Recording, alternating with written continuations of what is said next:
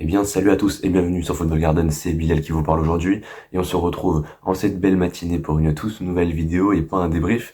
C'est vrai qu'on a tourné pas mal de débriefs sur Chelsea ces derniers temps, mais là aujourd'hui j'aimerais vous parler d'autre chose. Vous l'avez vu au titre et vous l'avez vu à la miniature.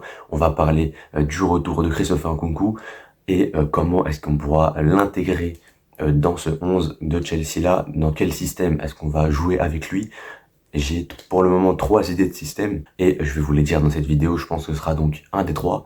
Peut-être que Poch va même tester les 3 au cours de la saison pour pouvoir voir à quel endroit il est le meilleur tout simplement. Et donc du coup, avant de commencer quand même, n'hésitez pas, les pouces bleus, l'abonnement, le partage les gars, ça fait toujours plaisir. On a passé les 1300 abonnés là il y a quelques jours. Et la vidéo débrief, c'était le match contre Everton. Ouais, c'était Everton. Le match contre Everton a fait des bonnes stats, aussi bien que Manchester United et Brighton. Donc il y a une espèce de continuité en ce moment. On arrive à taper les 800, 830 vues à chaque vidéo. Donc ça c'est vraiment cool, vraiment incroyable. Donc voilà. On espère que la continuité va continuer justement. Et dans cette vidéo du coup on va parler de Christopher Nkunku. Alors déjà il y a aussi le retour normalement peut-être, enfin je pense, mais il y a normalement aussi le retour de Romeo Lavia qui devrait se faire en même temps que celui de Nkunku. Mais bon, le truc avec Lavia, c'est qu'il n'y a pas 36 000 possibilités. Il sera au milieu de terrain et à la place de Caicedo assez logiquement. C'est-à-dire que voilà, que ce soit dans un système A2 ou dans un système A3, Enzo et Gallagher ne bougeront pas. Pour moi, c'est Caicedo qui saute. Donc, si Lavia rentre, ce sera donc à la place de Caicedo. Et si Lavia démarre titulaire, ce sera à la place de Caicedo. Je pense qu'il n'y aura pas vraiment 36 000 solutions. Alors que pour Nkunku, eh ben, il y a 3 possibilités selon moi et on va les voir dans cette vidéo. Alors déjà, on va commencer par la première. Et pour moi, c'est la solution que va faire Pochettino en premier. C'est tout simplement, et je vais vous afficher la compo théorique en tenant compte des blessés, etc. Du coup, vous la voyez à l'écran, cette compo. Et clairement, on a un Christopher Nkunku en pointe. En numéro 9, on le sait, Jackson et Broja, c'est dur. Donc voilà, un petit Nkunku en 9 qui va pouvoir combiner avec du coup Sterling et de l'autre côté Palmer ou alors Mudryk ou alors Madueke peut-être un jour s'il décide de le faire revenir dans l'équipe. Et donc du coup avec un Nkunku en 9, ça peut être intéressant. Ça peut être intéressant. Maintenant voilà, on est sur un 4-3-3 comme vous le voyez.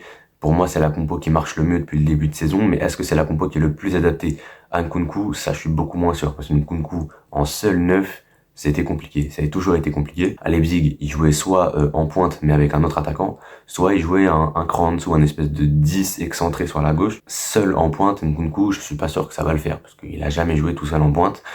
Et franchement, c'est dur. Donc c'est pas la position privilégiée pour Nkunku, mais c'est la position privilégiée pour les autres joueurs de l'équipe. Donc du coup, est-ce qu'il faut faire tout en œuvre pour mettre bien Nkunku et du coup privilégier un joueur au sein d'un 11, et donc du coup là, en l'occurrence, je vais en parler juste après de la deuxième compo, mais il y a un joueur qui malheureusement va devoir sauter dans ce système-là. C'est ça ma question. Est-ce qu'il faut s'adapter à Nkunku ou est-ce qu'il faut que Nkunku s'adapte à notre système à nous?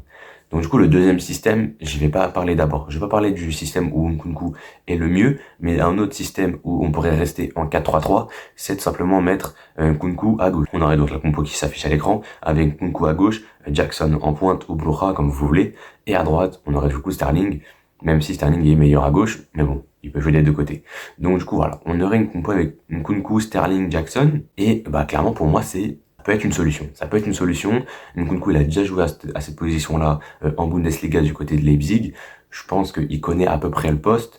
Ça peut le faire. Pour moi, ça peut déjà plus le faire que Nkunku en seul 9, même si je pense que la solution, c'est ni l'un ni l'autre. Mais il connaît déjà un peu mieux ce poste d'ailier gauche, alors que ce poste de buteur de pointe tout seul en première ligue en plus, ça risque d'être compliqué. Au moins à gauche, il a la connaissance du poste et ça c'est important. Et donc du coup voilà, on aurait du coup cette compo là que j'aime plutôt bien pour le coup, même si du coup forcément là encore en intégrant une Nkunku côté gauche, tu perds Cole Palmer et que voilà forcément vu que tu veux mettre Sterling à droite, Sterling qui est aussi très important, ou alors si tu mets Palmer, tu mets Sterling sur le banc et Sterling bon c'est vrai que des fois il fait des matchs de merde, mais on va pas se mentir, c'est sûrement notre meilleur offensif depuis le début de la saison. Donc, te priver de Raheem Sterling pour faire revenir un Nkunku et le mettre à gauche, je suis pas sûr que ce soit une bonne idée. Et voilà, encore, on revient encore à cette question. Est-ce qu'on privilégie Nkunku, qui pour rappel n'a pas une minute en PL pour le moment, ou est-ce qu'on privilégie les joueurs qui ont déjà été performants depuis le début de la saison?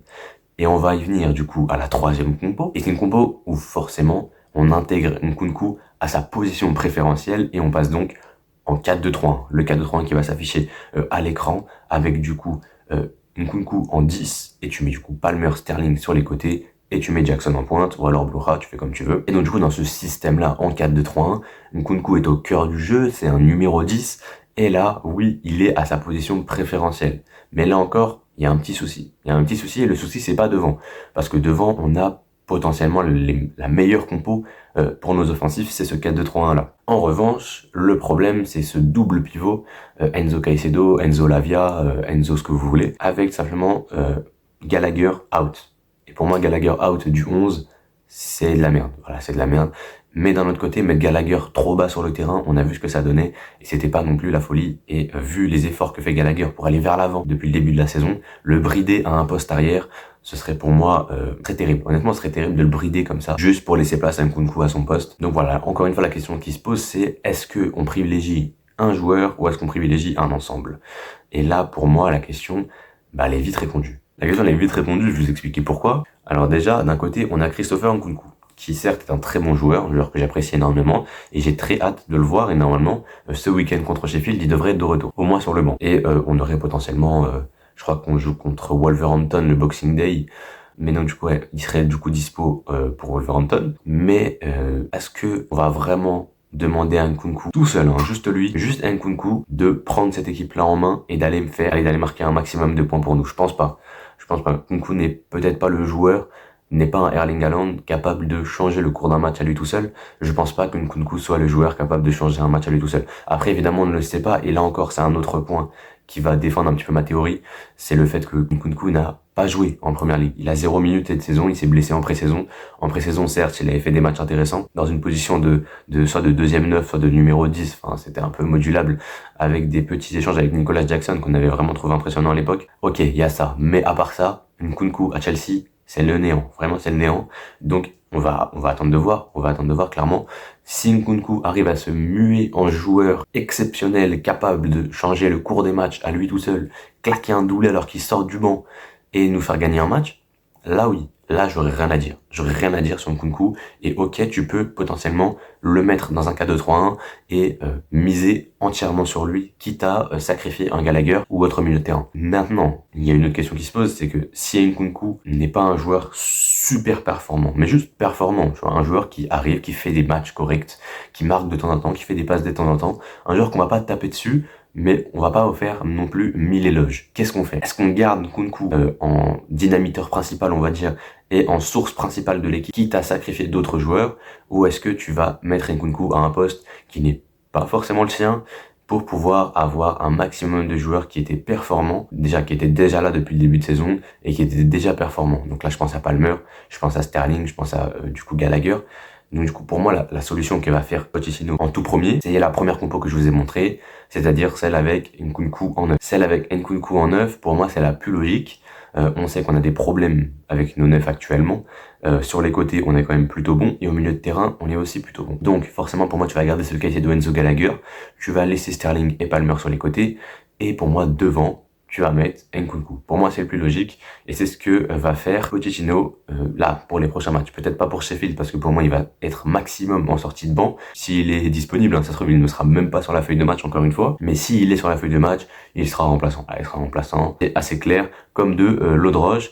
Et donc du coup, quand il va rentrer, il va sûrement rentrer à la place de Jackson ou de Blora. Ça dépendra de qui est titulaire. Et donc du coup, on se pose la question, est-ce que Nkunku doit être la priorité, ou est-ce qu'on met la priorité sur le reste de l'équipe qui est déjà performante depuis le début de saison? Et c'est la question que je vous pose à vous qui vont regarder cette vidéo dans les commentaires. Dites-le moi. Est-ce que vous, dans votre pot de supporter de Chelsea ou pas, hein, si vous n'êtes pas supporter de Chelsea, mais et que vous voyez avec un œil extérieur notre position à nous, n'hésitez pas à le dire en commentaire. Est-ce que pour vous, Nkunku, c'est la priorité, ou est-ce que il faut garder un effectif construit depuis le début de la saison qui fait de bonnes performances? Et en fait, quand je dis ça, oui, on peut intégrer Nkunku à un effectif déjà bien construit. On est d'accord là-dessus. Sauf que si tu intègres Nkunku de manière parfaite, c'est-à-dire qu'il colle parfaitement à son jeu, ce serait du coup le mettre en numéro 10. Et en numéro 10, on l'a vu, le 4-2-3-1 depuis le début de saison.